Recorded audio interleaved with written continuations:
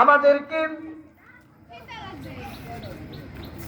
দুনিয়ার জমিনে পাঠিয়েছেন। আল্লাহ পাক আমাদেরকে দুনিয়াতে প্রেরণ করেছেন, দুনিয়াতে সৃষ্টি করেছেন। মানুষ দুনিয়াতে সৃষ্টি করার পূর্বে আল্লাহ পাক তার ফেরেশতাদেরকে নিয়ে একটা আলোচনা সভা করেছিলেন। আলোচনা সভা, পরামর্শ সভায় আল্লাহ পাক ফেরেশতাদের উদ্দেশ্য করে বলেন, হে আমার ফেরেশতারা, আমি আল্লাহ মানুষকে সৃষ্টি করতে চাই, মানব জাতিকে সৃষ্টি করতে চাই। ফেরেশতারা আল্লাহ পাককে জিজ্ঞাসা করুন, আল্লাহ আপনি কেন মানুষদেরকে সৃষ্টি করবেন? মানুষকে সৃষ্টি করার কারণ কি আল্লাহ? আল্লাহ তাআলা বলেন, ও আমার ফেরেশতারা তোমরা শোনো, মানুষ আমি সৃষ্টি করব, মানুষরা আমি আল্লাহ পাকের গোলামি করবে, আমি আল্লাহ পাকের ইবাদত করবে। ফেরেশতারা বলে, আল্লাহ আমরা তো আপনার ইবাদত করি, আমরা তো আপনার গোলামি করি। আমাদেরকে যে কাজের জন্য আপনি নিযুক্ত করেছেন, যাকে যে কাজের জন্য আমাদেরকে সৃষ্টি করেছেন, আমরা তো প্রত্যেকেই যে যার কাজ, ওই কাজ মোতাবেক তো আমরা আপনার ইবাদত করি। আল্লাহ বলে, বান্দা, আল্লাহ বলো ফেরেশতারা আমি মানুষদেরকে সৃষ্টি করব, এটা হলো আমার উদ্দেশ্য। ফেরেশতারা বলে, আল্লাহ গো আপনি মানুষ সৃষ্টি করার কোনো প্রয়োজন নাই, আমরা আপনার ইবাদত করব। মানুষ সৃষ্টি করবে, মানুষ ঝগড়া করবে, ফাসাদ করবে, মারামারি করবে, হানাহানি করবে, আপনাকে তারা মানবে না, আপনার বিরুদ্ধে আচরণ করবে। তখন আল্লাহ সুবহানাহু ওয়া তাআলা বলেন, ও আমার ফেরেশতারা আমি মানুষদেরকে ওই ক্ষমতা দিয়ে সৃষ্টি করব, তাদের শক্তি গুনাহ করার শক্তি দেব, আবার ইবাদত করার সক্ষমতা আমি আল্লাহ দান করব। আমি তো আল্লাহ তোমাদেরকে সৃষ্টি করেছি শুধু আমি আল্লাহ পাকের গোলামি করার জন্য, গুনাহ করার ক্ষমতা আমি তোমাদেরকে দেই নাই। আমার বান্দা যখন গুনাহ করবে, অন্যায় করবে, অশ্লীলতা করবে, বেহায়াপনা করবে, যখন বুঝতে পারবে যে আমি এগুলা ভুল করেছি, গুনাহ করেছি, সে আমার কাছে তওবা করবে, আমার কাছে ফিরে আসবে, আমি আল্লাহ ওই বান্দার পিছনে সমস্ত গুনাহ মাফ করে দেব। আর আমি মানুষদেরকে সৃষ্টি করবো এই জন্যই যেন মানুষ আমার গোলামি করে, দুনিয়ার জমিনে যেন আমার দিনকে জিন্দা করে, আমি একত্ববাদের, আমি আল্লাহ এক, এটা যেন মানুষদেরকে তারা শিক্ষা দেয়। কারণ আল্লাহ তাআলা পবিত্র কালামুল্লাহ শরীফের মধ্যে বলেন, কুল হুয়াল্লাহু আহাদ আল্লাহুস সামাদ লাম ইয়ালিদ ওয়া লাম ইউলাদ ওয়া লাম ইয়াকুল লাহু কুফুয়ান আহাদ। আল্লাহকে সাক্ষ্য প্রদান করা এটা প্রত্যেকটা মানুষের ঈমানি দায়িত্ব। যারা আল্লাহর একত্ববাদকে স্বীকার করে না, তারা মুসলমানদের কাতারে থাকে না। আল্লাহ পাক আল্লাহ রাসূল সাল্লাল্লাহু আলাইহি সাল্লামকে দুনিয়ার জমিনে পাঠিয়েছেন, দুনিয়ার জমিনে প্রেরণ করেছেন। তার আগে দুনিয়াটা ছিল অন্ধকার দুনিয়া, মানুষ মারামারি, হানাহানি, অন্যায়, অবিচার, জুলুম, নির্যাতন করত। এমনও হয়েছে যে এক নারী তার পেটে বাচ্চা নিয়ে রাস্তা দিয়ে হাঁটতেছে, দুই যুবক নিজেদের মধ্যে ভেদ লেগেছে যে এই মেয়ে মহিলার পেটের মধ্যে ছেলে সন্তান হবে। একজনে বলে, না না ছেলে সন্তান হবে না, এই মহিলার পেটের মধ্যে মেয়ে সন্তান হবে। এই নিজেদের মধ্যে প্রতিযোগিতা, চিন্তা করেন কতটা নির্বোধ হলে এই ধরনের চিন্তা ভাবনা তাদের মধ্যে আসে। তারা চিন্তা করলেন, দেখি তোমারটা সঠিক হয় কিনা, আমারটা সঠিক। এই জন্য ওই মহিলাকে তারা জোরপূর্বক তাদের পেট ফেরে, পেটের মধ্যে বাচ্চা বের করে দেখে ছেলেটা মেয়ে, এই যাচাই করতো অন্ধকার ওই যুগে আল্লাহ সুবহানাহু ওয়া তাআলা তার নবী মুহাম্মদুর রাসূলুল্লাহ সাল্লাল্লাহু আলাইহি ওয়াসাল্লামকে দুনিয়াতে পাঠাইলেন।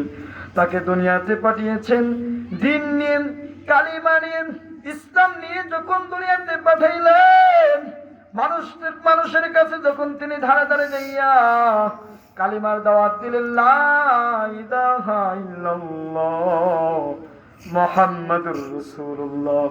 হে লোক সকল, তোমরা যে ধর্মের অনুসরণ করো, তোমরা যে ধর্মকে মানো, ওই ধর্মের জন্য আল্লাহ তোমাদেরকে দুনিয়াতে পাঠায় নাই। তোমরা যে মূর্তির ইবাদত করো, ওই মূর্তির ইবাদত করার জন্য আল্লাহ তোমাদেরকে দুনিয়াতে পাঠায় নাই।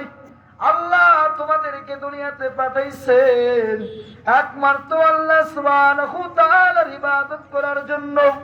যখন মানুষদেরকে এই দিনের কথা বলতেছেন, আল্লাহর রাসূল সাল্লাল্লাহু আলাইহি সাল্লামের সম্মানিত পরিবার পরিজন, আত্মীয় স্বজনরা নবীজির বিরুদ্ধে লেগে গেলেন।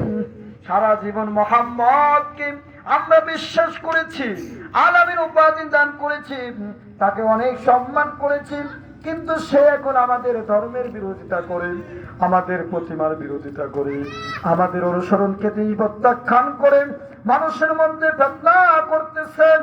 এই কথা যখন মক্কার মধ্যে ছড়িয়ে গেল, মুহাম্মদ নতুন ধর্ম নিয়ে আগমন করেছেন, মুহাম্মদকে প্রতিহত করতে হবে, শেষ করে দিতে হবে, যাতে আমাদের ধর্ম নিয়ে আর কথা বলতে না পারে। ও দুনিয়ার মানুষেরা, আজকে যারা দিনের কথা বলে, কোরআনের কথা বলেন, ইসলামের কথা বলে, তাদের উপরে বিপদ আসে, তাদের উপরে জুলুম হয়, নির্যাতন করা হয়। কিন্তু যারা আল্লাহকে ভয় করে, আল্লাহর প্রতি ভালোবাসা যাদের পূর্ণ, তারা দুনিয়ার কোনো বাধাকে পরোয়া করে না, দুনিয়ার কোনো শত্রুতামিকে পরোয়া করে না। কারণ দুনিয়ার সব কিছুর চাইতে আপনার আমার কাছে দামি হলো আমার আল্লাহ। দুনিয়ার সব কিছু চাইতে মূল্যবান হলো আমার আল্লাহ। দুনিয়ার সব মানুষ যদি আমার বিরুদ্ধে চলে যায়, দুনিয়ার সমস্ত মানুষ যদি আমার ক্ষতি করার চেষ্টা করে, দুনিয়ার সব মানুষ যদি আমাকে নিয়ে ষড়যন্ত্র করে, আমাকে যত নিয়ে ষড়যন্ত্র করো না কেন, আমি আমার দ্বীনের কথা বলবো, ইসলামের কথা বলবো, কোরআনের কথা বলবো, আমাকে কেউ বাধা দিয়ে আটকাতে পারবে না। এই বাধা পূর্বেকার নবীরা পর্যন্ত কষ্ট মুজাহাদা করেছে।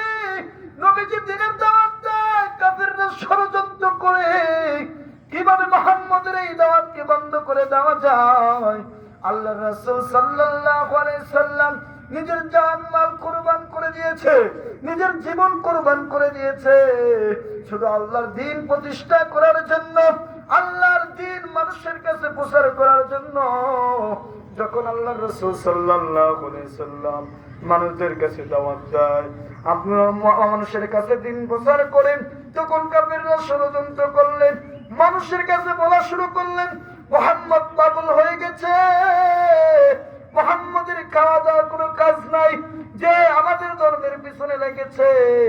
মুহাম্মদ পাগল, তোমরা পাগলের কাছে যেও না।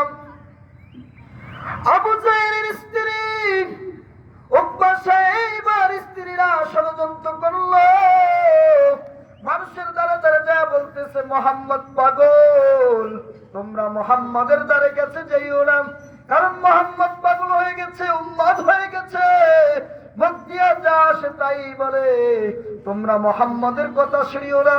মানুষ চিন্তা করলেন, যেহেতু মুহাম্মদ পাগল হয়ে গেছে, পাগলটা দেখা দরকার, কারণ এমন এক ব্যক্তির মুখ থেকে পাগলের কথা শুনলাম, তিনি হলো মক্কা নগরীর কমান্ডারের স্ত্রী, মক্কা নগরীর শাসনকর্তার স্ত্রী।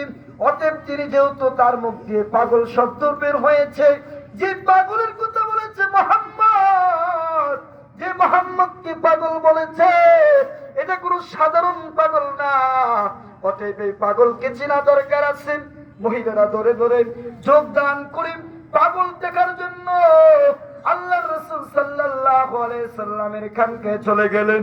যা দেখতেছে মুহাম্মদ তো সাধারণ পাগল না, তিনি তো কোরআন পড়তেছেন, কি যেন বলতেছেন, ওয়াশ-শামসি ওয়া দুহাহা والقمر إذا تلاها والنهار إذا جلاها والليل إذا يغشاها। যখন এই কোরআনের তেলাওয়াত শুনলো মানুষগুলা, মহিলাগুলা গেছে পাগল দেখতে, যা দেখে সাধারণ কোন পাগল না, তিনি তো কোরআন তেলাওয়াত করতেছে, কি যেন বলতেছে। তারা শুনে হতভম্ব হয়ে গেছেন, এত সুন্দর কণ্ঠ, এত সুন্দর তেলাওয়াত ইতিপূর্বে আর মক্কা নগরীতে কারো মুখ থেকে শোনা যায় নাই। অতএব তো পাগল না। তারা পাগলের মতন বলতেছে, আল্লাহ রাসূল, আমরা অন্ধকারে থাকতে চাই না, আমরা পথভ্রষ্ট হইতে চাই না, আল্লাহ রাসূল আমাদেরকে আপনি মুসলমান বানিয়ে দেন। এইভাবে আল্লাহ রাসূল সাল্লাল্লাহু আলাইহি সাল্লামের মুজিজা থেকে, কোরআন পড়া থেকে লক্ষ লক্ষ মানুষ মুসলমান হয়। কোরআন কোন সাধারণ কিতাব না, দুনিয়ার কোন সাধারণ বই পুস্তক না। এই কোরআন এমন একটি কোরআন, এই কোরআনের সাথে যা লেগেছে তাই দাবি হয়ে গেছে। কোরআনের সাথে আবু বকর লেগের কারণে আবু বকর সোনার মানুষ হয়ে গেছেন। কোরআনের সাথে ওমর লাগার কারণে ওমরও দাবি মানুষ হয়ে গেছে। কোরআনের সাথে আলী লাগার কারণে আলী দাবি হয়ে গেছেন। কোরআনের সাথে ওসমান লাগার কারণে ওসমান দাবি হয়ে গেছেন। কোরআনের সাথে সাহাবায়ে কেরাম লাগার কারণে সাহাবায়ে কেরাম দাবি হয়ে গেছেন। সাহাবায়ে কেরাম এতটা দাবি হয়েছেন যে দুনিয়াতে আল্লাহ পাক তাদেরকে জান্নাতি বলে সম্বোধন করেছেন। সুবহানাল্লাহ। আল্লাহ পাক দুনিয়াতে তাদেরকে জান্নাতি উপাধি দান করেছেন। হে আমার সাহাবীরা, তোমরা আমার উপরে খুশি, আমি আল্লাহ তোমাদের উপরে খুশি। অতএব কোরআন এমন এক পরশ পাথর, এটার সাথে লাগলেই সে দামি মানুষ হয়ে যায়, ঠিক কিনা? অতএব আমরা যারা দুনিয়াতে বসবাস করতেছি, আমরা যারা দুনিয়াতে অনেক অট্টালিকা, অনেক কিছুর লোভ লালসা নিয়ে দুনিয়াতে চলতেছি, আমি বলতে চাই ভাই গো, দুনিয়া এটা ক্ষণস্থায়ী দুনিয়া, এটা কিন্তু চিরস্থায়ী না। চিরস্থায়ীর জন্য আল্লাহ পাক যে জান্নাত রেখে দিয়েছেন, সেটাই দুনিয়াতে কামাই করে যেতে হবে। কারণ দুনিয়াটা হলো শস্য ফলানের জায়গা। এখানে আপনি যত ইবাদত করবেন, যত আল্লাহ গোলামি করবেন, তত আপনি আল্লাহর কাছে প্রিয় বান্দা হতে পারবেন, ঠিক কিনা? সাহিবার স্ত্রী নবীজি পাগল, মানুষের ধারে ধারে যায় বলতেছে মুহাম্মদ পাগল হয়ে গেছে, নতুন ধর্মের আবির্ভাব ঘটিয়েছেন। তিনি নতুন ধর্মের দিকে মানুষদেরকে আহ্বান করেন, অতএব তোমরা মুহাম্মদের কাছে যেও না। যখন মুহাম্মদের কাছে মানুষ যায়, মুসলমান হয়ে যায়, সে আর আগের ধর্মে থাকে না। কারণ মুহাম্মদ কোন দুনিয়ার ধর্ম লালন করে না। আল্লাহ পাক আসমান থেকে প্রেরণ করেছেন আল্লাহর পয়গম্বরকে। আল্লাহ কোরআন নাযিল করে তাদেরকে সম্পূর্ণ ইসলাম বিধান দান করেছেন, আর ওটা দুনিয়ার কোন বিধানের সাথে অ্যাডজাস্ট করা যাবে না। আল্লাহ রাসূল সাল্লাল্লাহু আলাইহি সাল্লাম মানুষদেরকে দাওয়াত দিতেছেন, বারবার দাওয়াত দিতেছেন। কাফিররা ষড়যন্ত্র করতেছে, নবীজিকে পাথর মেরে রক্তাক্ত করেছেন, তারপরে কিন্তু আল্লাহর পয়গম্বর দাওয়াত বন্ধ করে নাই। আল্লাহ রাসূল সাল্লাল্লাহু আলাইহি সাল্লাম নিজের সবটুকু জীবন উৎসর্গ করে আল্লাহর দ্বীনকে মানুষের কাছে প্রচার করেছেন। অতএব নবী তো দুনিয়াতে নাই, এই নবী আকাশ তামাম দুনিয়ার মানুষের আপনার উপরও এটা দায়িত্ব হয়ে গেছে, আমার উপরও দায়িত্ব হয়ে গেছে যে আল্লাহর দ্বীন মানুষের দ্বারা দ্বারা দেয়া প্রচার করা, আল্লাহর দ্বীন নিয়ে মানুষের ধারে ধারে যাওয়া, এটা প্রত্যেকটা মুসলমানের ইমানি দায়িত্ব। যদি তুমি আমি মুসলমান দাবি করি, ও মুসলমান, দুনিয়ার আনন্দ উল্লাসে তুমি মতহারা হইও না, দুনিয়ার ফিতনা ফাসাদে তুমি পড়িও না। এই দুনিয়া তোমাকে শান্তি দিতে পারবে না, কারণ এই দুনিয়া মানুষদেরকে